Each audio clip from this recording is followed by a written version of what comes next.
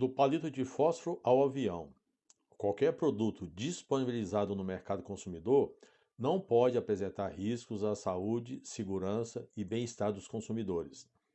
É por isso que nós precisamos nos dedicar ao tema Gestão de Riscos de Produto. Quer saber mais? Venha comigo.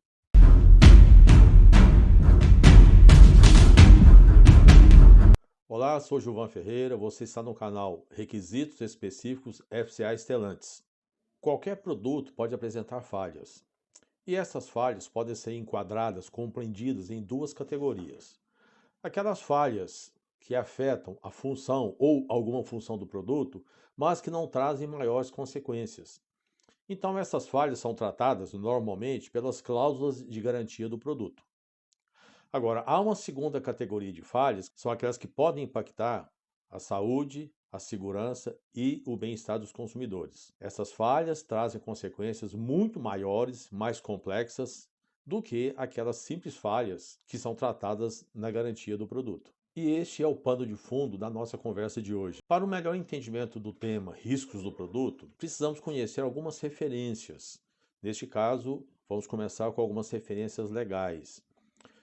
A primeira referência que eu destaco nessa nossa conversa é a Lei 8.078, de 1990, que é o Código de Defesa do Consumidor. E para deixar claro quais são as consequências para nós fabricantes e para nós consumidores, eu gostaria de ler um pequeno texto que mostra para todos nós o espírito da lei. Este marco legal estabeleceu novos parâmetros nas relações de consumo no Brasil, trazendo maiores direitos ou direitos mais claros para os consumidores e, como consequência, maiores obrigações e também responsabilidades para os fabricantes. Esta lei apresenta 4 personagens que nós vamos conhecer agora. O primeiro deles é o consumidor, e na própria definição do texto da lei, consumidor é toda pessoa física ou jurídica que adquire ou utiliza produto ou serviço como destinatário final. Equipara-se a consumidor, preste atenção, equipara-se a consumidor a coletividade de pessoas, ainda que indetermináveis, que haja intervindo nas relações de consumo. Então aqui já fica claro que consumidor não é apenas o comprador do produto. O outro personagem mencionado nessa legislação é o fornecedor. Fornecedor é toda pessoa física ou jurídica, e isso é o que está escrito lá no texto da legislação, é toda pessoa física ou jurídica, pública ou privada, nacional ou estrangeira, bem como os entes despersonalizados que desenvolvem atividades de produção, montagem, criação, construção, transformação, importação ou exportação, distribuição ou comercialização de produtos ou prestação de serviços. Outro personagem é o objeto da relação de consumo, que é o produto ou o serviço, que na definição da lei é qualquer bem, móvel ou imóvel, material ou imaterial. Então é um produto tangível ou um produto intangível, neste caso, um serviço. E o quarto personagem mencionado no texto da lei é a relação de consumo, que é o elo que une o consumidor, o fornecedor e o objeto do consumo. Então aqui já fica claro, né, que o fornecedor não é apenas o fabricante e o consumidor, repetindo o que eu já disse anteriormente, não é apenas o comprador, mas na verdade várias outras pessoas, várias outras entidades que podem ser direta ou indiretamente impactadas pela relação de consumo ou pelo produto ou serviço consumido. No caso de um automóvel, por exemplo, o consumidor pode ser o comprador, pode ser o usuário, ou podem ser pessoas afetadas pelo automóvel, como por exemplo pedestres. Uma falha de um automóvel pode afetar todos esses chamados consumidores, e não apenas o comprador do automóvel. Outra referência legal importante que devemos conhecer também é a Portaria 487 do Ministério da Justiça, que foi publicada no ano de 2012. Esta portaria cria o regramento para a realização das chamadas Recall Campaign, ou aquelas campanhas, né, de recolhimento, de reparação ou de substituição de produtos supostamente ou comprovadamente defeituosos, que possam trazer riscos à saúde, à segurança e ao bem-estar dos consumidores. Especificamente para o automóvel, é interessante conhecer também a portaria conjunta, e vou agora mencioná-la com o detalhe necessário, de 15 de dezembro de 2010, promulgada pela Secretaria de Direito Econômico e pelo Denatran.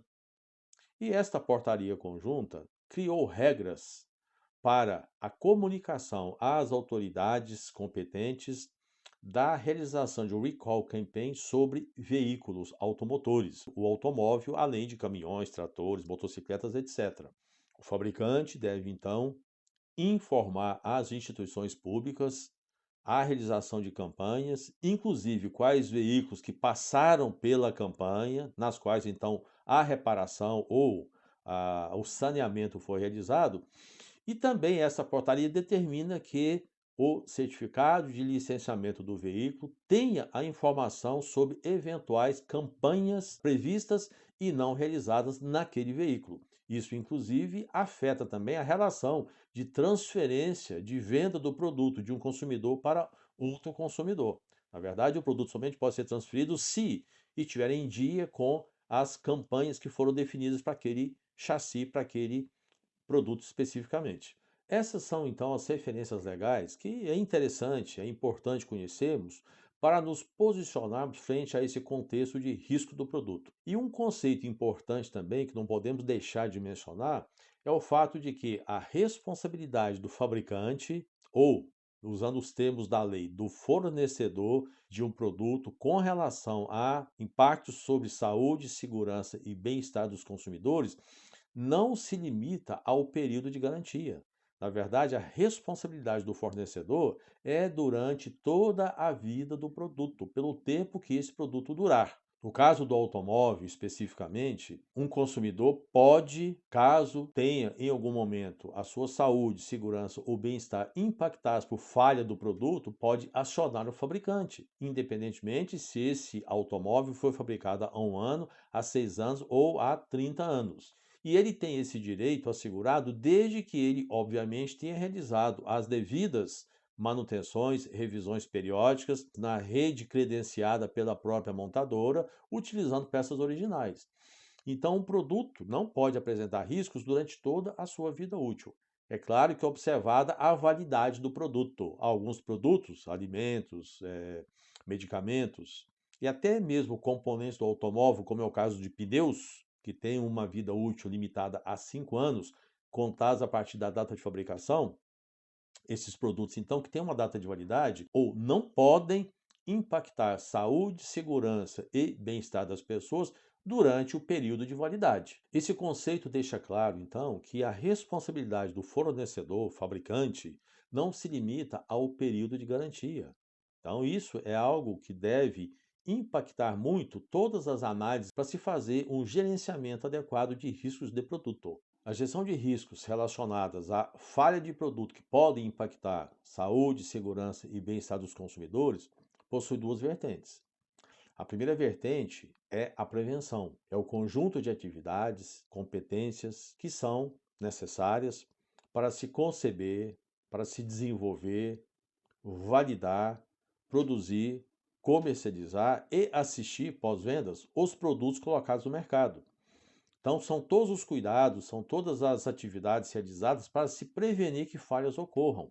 Quanto mais robustos forem esses processos, menor a probabilidade de falha do produto que possa colocar em risco o consumidor.